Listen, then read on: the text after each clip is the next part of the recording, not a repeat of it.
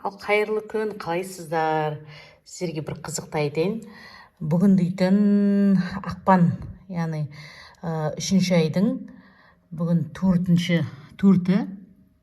Міне қараңыздар, біздің үйде осындай терезенің алдында осылай шыбындар жатыр. Бұл шыбындардың жатқанына, то есть бұндай шыбындарды жинап жүргенімізге біздердің дейтін 3 ай болды. Ноябрьден бастап осылай терезенің алдынан шыбын жинап жатырмыз. Мынаның бәрі тірі шыбындар, кәдімгі жыбырлап жатқан. Міне байқасаңыздар.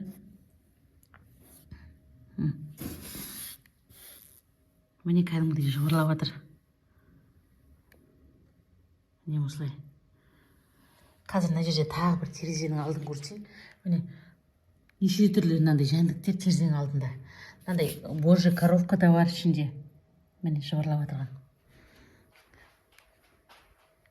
Міне ақпан айында нағыз қыстың қақ ортасы. Осылай ноябрьден бері осылай терезенің алдына шыбын жинап жүрміз. Мына шыбындарды жинап аламыз. Жинап алып мусорға лақтырамыз. Кішкене дейін қайтып келсе, қайтып осылай шыбын. Міне кәдімгідей ұшып жүр шыбындар міне терезенің алдында. Мынаны байқасаңыздар міне.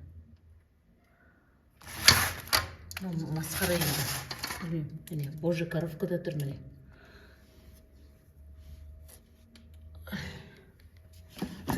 Міне неше түрлі міне көрсеңіздер, мынау қандай жәндік.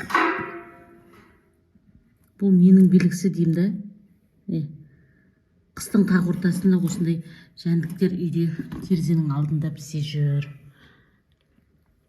Міне қараңыздар, кәдімгі жыбырлап жатқан шыбын. Мынау міне карабушка, бабушка деп па бірдеңе деп айтатын едік осыны бала кезімізде. Ал мен түсінбедім, ал бұл ненің белгісі білсеңіздер айта кетіңіздер. Қазір ол ма, қазір мына жақта тағы да ортада холда терезенің алдын көрсетейін сіздерге. Міне мына терезенің алдында да шыбын. Міне қараңыздар, мынау кәдімгідей жыбырлап кетіп жатыр.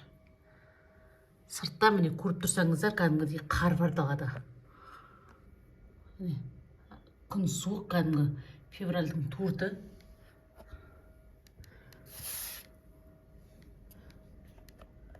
Міне осындай біздің үйде. Бұл ненің белгісі мен түсінбедім. Тастай кәдімгідей 3 ай болды, ноябрьден бері осылай шыбын жинап жүрміз. Кімде осындай жағдай кездесті?